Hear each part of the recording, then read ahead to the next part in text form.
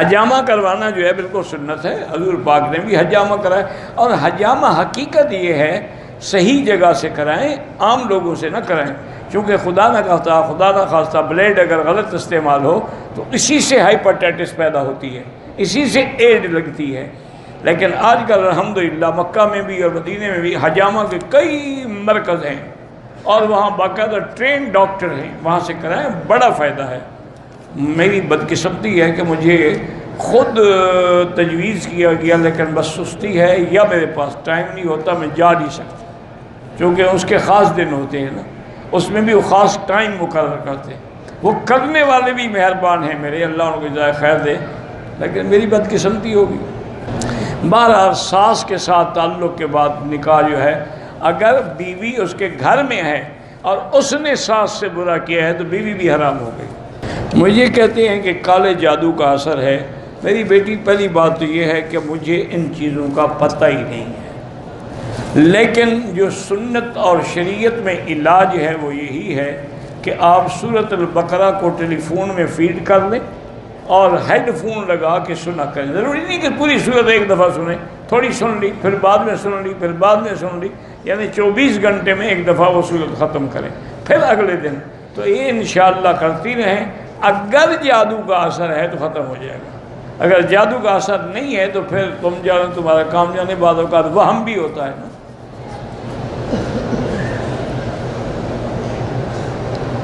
میری شادی کو 6 سال ہو گئے ہیں، ایک لڑکا ایک لڑکی، خدا کا شکر کرو، جب اللہ نے دیا اور بھی دے گا۔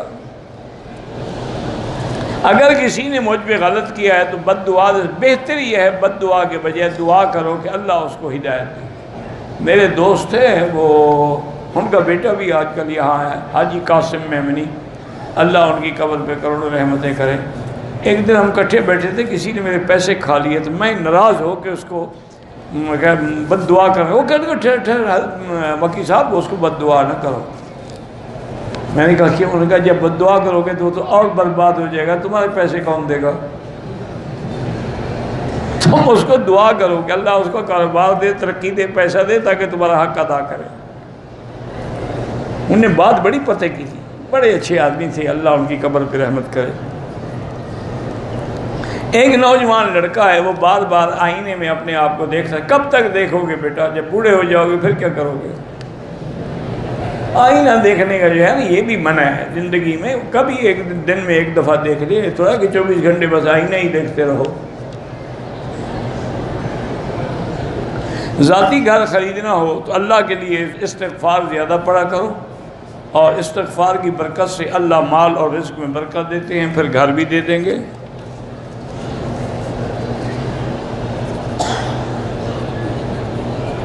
بہرحال میرے جس ملک میں ہم رہتے ہیں وہاں 90% غیر مسلم ہیں۔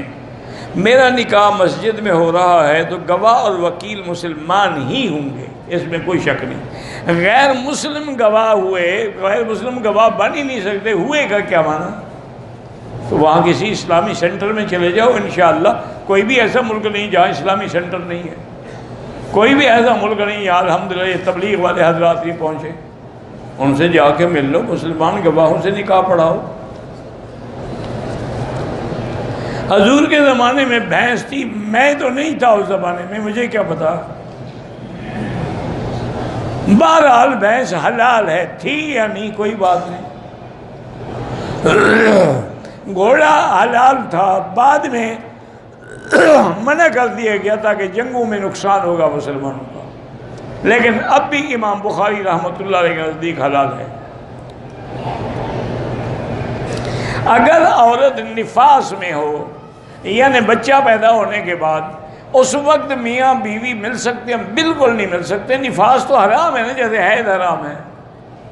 جب تک کہ وہ پاک نہ ہو، بلیڈنگ ختم ہو، تسلی ہو، غسل کرے، پھر مل سکتے ہیں۔ اور ویسے بھی میرا بھائی یہ کیا ایسی حرکتیں نہ کیا کرو، حیض میں یا نفاس میں ملو نا تو وہ گندا خون مرد کے احلیل کے اندر چلا جاتا ہے، جس سے ایڈز پیدا ہوتی ہے، عطشک ہوتی ہے، سوزاک ہوتی ہے۔ نامحرم کی طرف سے عمرہ نہ کریں۔ تمہیں شوق کیا ہے نامحرم کی طرف سے عمرہ کرنے کا؟ محرم پورے ہو گئے ہیں، باقی نامحرم رہ گئے۔ ہمارا ہوٹل مسجد 500 میٹر دور ہے، ہوٹل کے باہر مائک کی آواز آتی ہے، لیکن اگر حرم کی صفیں نظر نہیں آتی نماز نہیں ہوگی۔ مائک کی آواز تو تم اپنے ملک میں ٹیلی ویژن کھول لو، اس سے بھی آ جائے گی، تو پھر ٹی وی کو امام بنا کے نماز پڑھا کرو، آواز تو آ رہی ہے نا امام صاحب۔